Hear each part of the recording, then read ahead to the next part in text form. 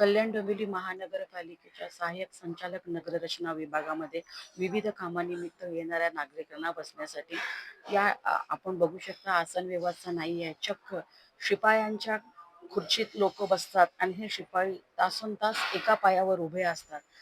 AC कार्यालयामध्ये बसून अधिकारी काम करतात.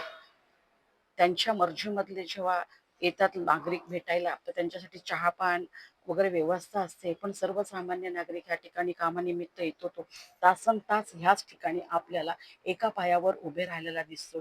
मग सर्वसामान्य नागरिक कर भरतो, विविध कामानिमित्त येतो, फी भरतो, मग त्याला बसण्यासाठी ह्याच ठिकाणी आसन व्यवस्था का नाही आहे, हे अत्यंत चुकीची गोष्ट या ठिकाणी होत आहे. अनेक लोक बाहेर बोलतात की साहेब लोक एसी मध्ये तासन तास बसतात, पण सर्वसामान्य नागरिक तासन तास एका पायावरती या बाहेर असं भिकाऱ्यासारखे उभे असतात. त्यांची काही बसण्याची सुविधा ह्या ठिकाणी का केली जात नाही?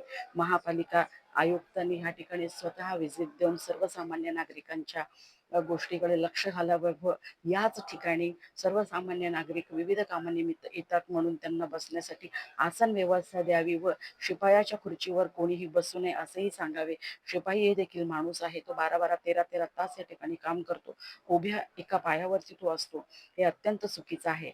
उन्हाचा तडाखा वाढलेला आहे तर एसी कॅबिन मध्ये बसणाऱ्या अधिकाऱ्यांना सर्वसामान्य नागरिकांकडे वेळ देण्यास सांगावी अशी मागणी होत आहे.